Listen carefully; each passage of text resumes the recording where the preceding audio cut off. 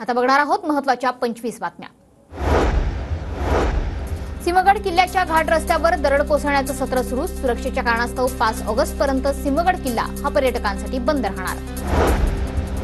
सावित्रीबाई फुले पुणे विद्यापीठात पीएचडी प्रवेशासाठी 24 ऑगस्टला प्रवेशपूर्व परीक्षा। 6000पेक्षा जास्त विद्यार्थ्यांची प्रवेशासाठी नोंदणी।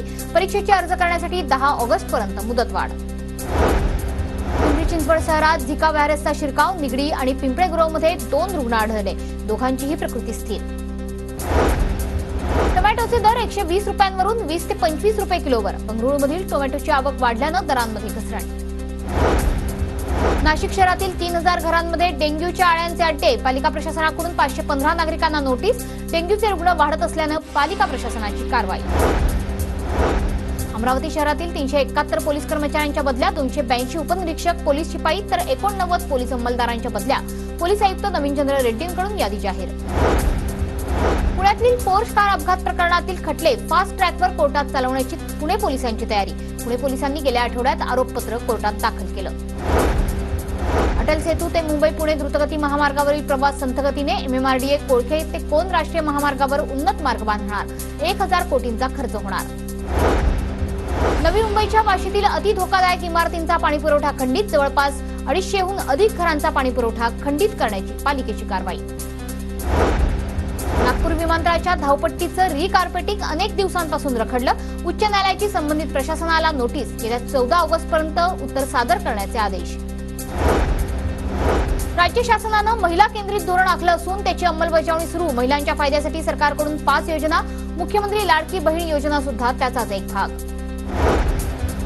नाशिक फाटा खेड कॉरिडॉरसह देशभरात 8 राष्ट्रीय हाय स्पीड रोड कॉरिडॉरला केंद्राची मंजुरी। केंद्रीय मंत्रिमंडळाचा महत्त्वपूर्ण निर्णय।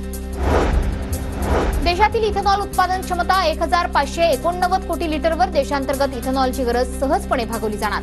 केंद्रीय मंत्री प्रल्हाद जोशी यांची माहिती। भारताच्या परकीय चलन साठ्यात 3.5 अब्ज डॉलर्सची घट। भारतीय रिझर्व्ह बँकेची माहिती।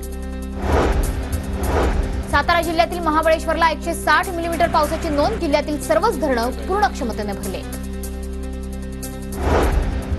पॅरिस ऑलिम्पिकमध्ये बॅडमिंटनपटू लक्ष्य सेनची उपांत्य फेरीत धडक। लक्ष्य सेनकडून भारतीयांना पदकाची आशा। लक्ष्य पदकापासून आता 1 पाऊल दूर। पॅरिस ऑलिम्पिकमध्ये 2 कांस्य पदक जिंकण्याचा पराक्रम केल्यानंतर मनू भाकरला 3ऱ्या पदकाची संधी। 25 मीटर एअर पिस्तूल प्रकारात मनू भाकरची अंतिम फेरीत धडक। पॅरिस ऑलिम्पिकमध्ये भारतीय हॉकी संघाचा ऑस्ट्रेलियावर शानदार विजय। 52 वर्षांनंतर ऑलिम्पिकमध्ये भारताची ऑस्ट्रेलियावर मात। सना मकबूलने बिग बॉस OTT 3चं विजेतेपद पटकावलं। सना मकबूलला बक्षीस म्हणून मिळाली आहे 25 लाख रुपयांची रक्कम।